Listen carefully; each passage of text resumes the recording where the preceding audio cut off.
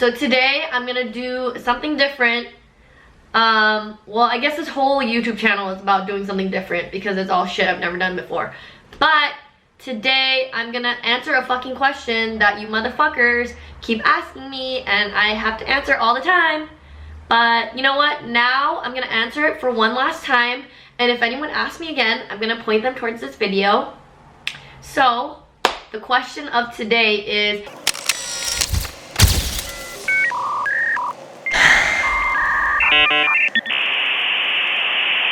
it's camera and not right now. How did I get into DJing, and how can I, or well, you who's watching, start DJing?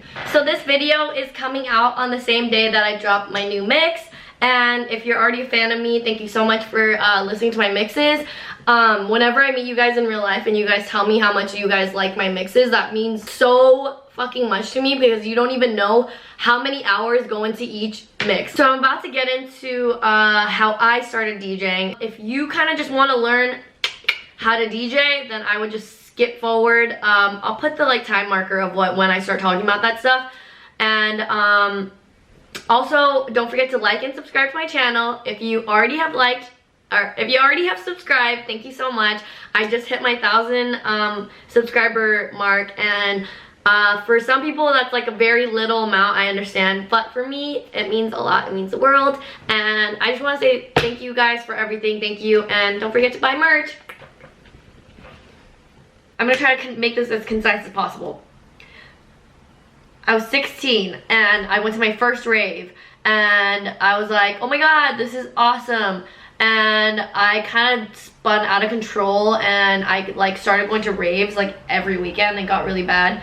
And so from there I first learned about DJing, or well, saw people DJing, and I just really wanted to get into it, but I didn't really know anyone that DJ'd. I didn't have the equipment, and you know, I just didn't know where to start, but that's where my interest started. And then fast forward to when I went to college, I was still going to raves at that time, not as much. And then I want to graduate as soon as possible because I want to get the fuck out of school, because fuck school. Just kidding. So I took the summer school class, and the class was about electronic music, and I was like, oh my god, cool, like I'm gonna learn how to DJ. And of fucking course, once the class started, it was like super dry, and like we had like this textbook about like the origins of like electronic music and like how it was first created. Like the first electronic instrument was the theremin. So yeah, it was a pretty boring class.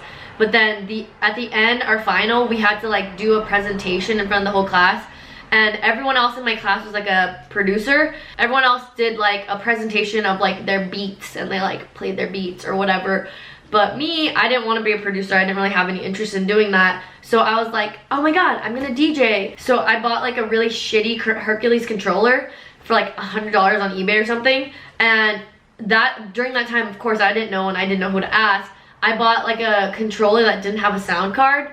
And I'm not really good with technical shit, but basically that means like when you're DJing, you have to like be able to hear the other song that you're about to play out in your headphones, so you can beat match it and then play it out into the audience.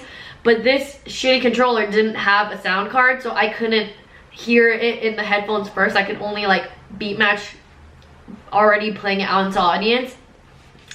So whatever, I didn't know about that, and I did like a 5-minute set for the class, and it was probably really fucking shitty, but yeah, that was like my first real DJ set. So then a year passes by, and then I go and study abroad in London. And in London, a lot of people DJ. Like the DJ culture is like really big there. Like a lot of, like everyone and their mom DJs, I feel like. And so you know, of course when I'm there, I'm still like, I want to DJ, I want to do this, blah blah blah. My school had like this radio DJ program, and I was like, oh my god, like radio DJing, fuck it, like that's still DJing, right? So then I signed up for that, and I did like 2 shows, and I got kicked off of the radio show team because I played like a bunch of like hardcore rap music with like bad word, curse words. So then I got kicked out, and I was like, fuck, whatever, I don't care anyways. And then I was still in like the Facebook group of like all the people who were in who had radio shows, and this one girl was like, hey, we're throwing a all-female DJ lineup this Saturday. Who's a female DJ and wants to be a part of this? I was like, oh my god, me, pick me, I'm a girl and I DJ, kind of. So yeah, that was my first gig, and like a day or two before, I like hit up my friend who I knew DJ, and I was like, teach me how to DJ, I have this gig and I don't know what to do. Like, I just said I could DJ, but like I have no idea what I'm doing. And so he was like, I got you, I'll teach you how to DJ in 5 minutes. So then I pull up to his house, and fucking what he teaches me is 30 seconds before the song ends, you press play on the other song and you just fade in and out. So it's like, he didn't even teach me how to like beat match. He pretty much just taught me how to like fade in and out of a song, which is like not really DJing, but whatever. So I did that my first gig, and then I don't know how, but I kept getting booked for more gigs. So I somehow like finagled my way into DJ, or like getting a residency at like this rooftop bar, like this hip rooftop bar in East London. And so I did that for like a year or so, but like they kind of like set me up for failure because they didn't have any equipment there, and obviously I was a fucking broke college student. I didn't have any money at all. So I DJ'd off my laptop, and of course like the most you could do DJing off a laptop is just fade in and out. The same shit I was doing before. So I did that for like a year, and I was like, I'm a DJ.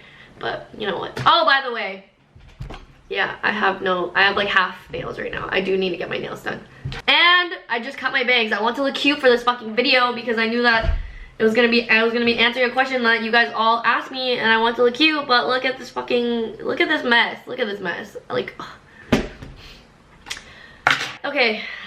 Backtracking. So I did that for like about a year. I moved back, I graduated and I moved back to LA, and of course still I was like, I want to DJ, but I wanted to do it for real. Like, I've been wanting to do it for real like. And so I was working at this shitty job. One of my coworkers, he had like a tractor S2 that he wanted to get rid of, and I was like, oh my god, give it to me, like I'll buy it off you. And I think the S2s, I don't know, it might be like $400, $500 he might have bought it for, but he sold it to me for I think like $150 or so, and I was like, whatever, I'll buy it. I want to learn how to DJ. So I got that, and then literally for like a year straight, I like didn't go out at all. I just like every day I would just like practice DJing. Like, I was just trying to learn how to fucking do this thing. And during that time I was living at a place where I couldn't really make that much noise, so I was just like in my little headphones like. But you know, I'm really glad I did that because that's where I really fucking learned how to do it. So then I was like, okay, now I know how to DJ. How do I get booked? So I luckily was already friends with Adam from Hem on Everything, and I was like, Adam, like I want to DJ, let's throw parties together, blah blah blah. So luckily that month, it was the month of March, and it was like International Women's Day was coming up, and he was gonna do like an event at the Lash, which is in downtown LA, and he let me like host the front room. So that was like my first LA gig. Yeah, I might have done some house parties or something like that too. So yeah, I did whatever. So I did that party, and then, you know, I just like tried to meet as many people as I could that would like book me for parties, and just tried to like get my name out there more. I started doing mixes on SoundCloud, which I think is really, really important for everyone. And honestly, I just kept grinding, and like a lot of people are so weird about this whole like, you like know your worth, blah blah blah blah. Like, yeah, I get that and all, like, but when you're first starting out, like sometimes you have to understand that you're not gonna get paid, or you might not get paid a lot. So like during those times, I think for like a year or so, I just took whatever I can get. Like if it was free, it was like fucking a low ass amount, like $50, which I would never do now. $50, $100 here and there, and I was just happy to, like, because I was doing something that I really loved and wanted to do for a long time. So now I'm gonna get into how you can start DJing. First topic we're gonna get into is equipment. I just bought these fucking Pioneer, the 900 mixer and the 2000 Nexus fucking CDJs, this is like the standard of what they're gonna have at every club, or what they should have. But let's be real, a lot of fucking clubs and promoters are cheap as fuck and will not get you the fucking club standard, the industry standard. But you know, this shit, I paid I think around like $3,000 total. But if you buy this like not used, I believe these are like $3,000 each. So like the whole thing can add up to like 10 grand. So clearly, you know, someone that's starting out, you don't even know if this is like what you really want to do to invest $10,000 or like me $3,000 into something like that. So how a lot of beginner DJs, such as myself when I was a little beginner, you can invest in a controller. I think you can go on Craigslist. I would definitely take someone that knows their way around DJ equipment with you to see like if any of the buttons are broken, if they're working right. I know I think Guitar Center does use equipment as well. So we're gonna first talk about controllers. A controller is hardware, which is the physical piece of equipment that you're using, and then the software is the program that your computer is running the hardware off of. So there's two main softwares that controllers use, and it's Chapter and Serato. And Chapter, that software only works on Chapter Native Instruments controllers, which the one I talked to you about before, the S2 which is the one I started on, and then the S4. But then Serato, a lot of controllers run off of them. I know that Pioneer has a bunch of controllers that run off of them. A lot of my friends use that. And then I also have like this Newmark controller that my friend gave me. That one runs Serato too. So I mean, it's really you pick your preference. I personally am biased because I started on Chapter, so I love my Chapter. There's pros and cons to both. So the benefits of starting with Chapter is that for someone that doesn't know how to beat match, it's really easy to learn because it has a beat tracker that tells you when you're off beat. So then you just have to reel your reel back so that it's on time, and then the beats go together. And another benefit that I like about Chapter is that I really like the effects that it has. Another benefit that I like is that I love their key scale. Theirs are just numeric. And so it's just 1 through 12, and then it's like a clock, so it just runs like that. And if you're not familiar with what key is, I'm not the most musically technical person, but basically in terms of DJing, if your song the key is at 1, then the next song that you want to transition into should be close to 1. So either 2, 3, 4, or 12, 11, 10. And so, you know, a song that you're looking at next, that will go next, if it's at, say, 3, as opposed to being at 8, obviously the one at 3 is gonna mix and sound better with the song you're already playing. So, little thing about key. Yeah, so those are the pros of starting with a Chapter controller.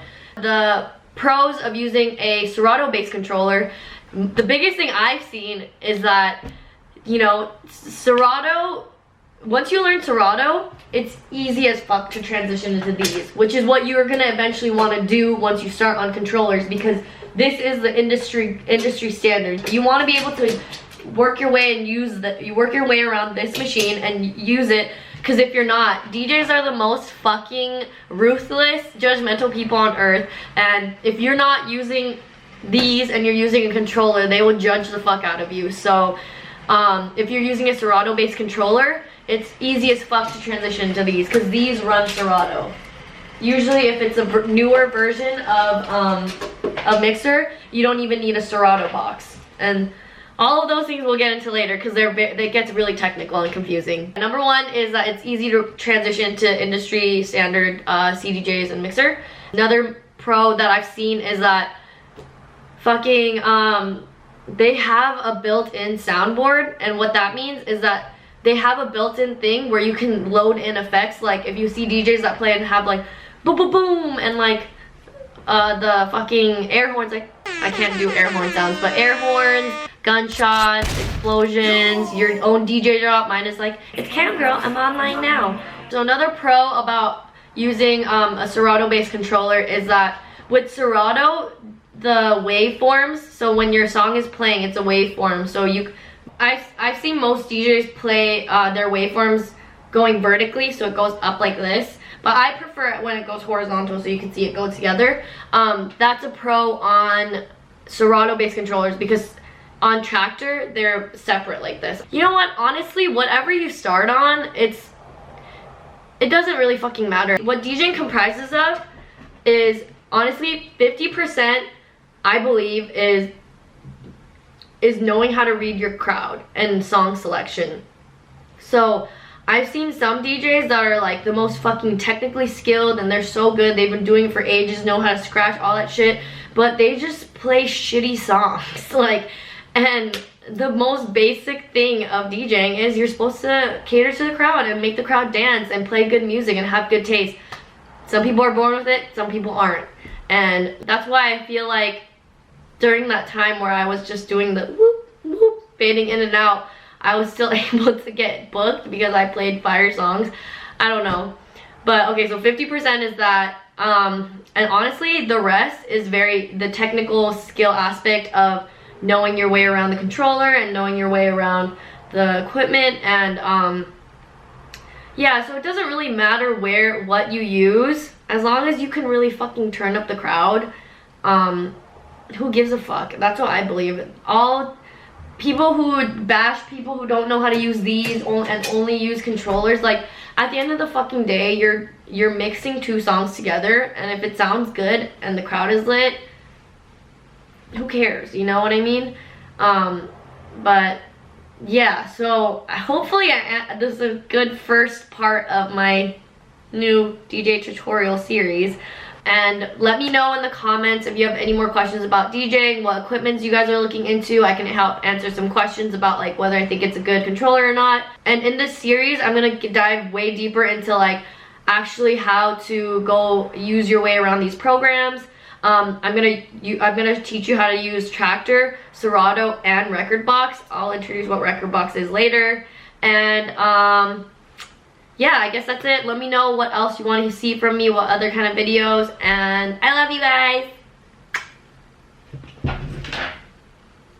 Okay, also I want to shout out my friend Dylan. Thank you so much for giving me this fire hoodie. Yes, it's real Gucci. I'm just kidding, it's bootleg Gucci, but it is fire and it's made of rhinestones, so I'm blinged out. And you can get it on richkarma.net. I'll put the link below. And shout out Dylan, I love you. And he's the one that makes all my product shots on my merch site, which, by the way, you guys should buy shit. I just dropped this fire hat, or I'm going to if I didn't already, but look at this hat. It looks weird on me because I have weird hair right now, and I have more stuff coming. So please check out my merch store and cop shit and join my cult.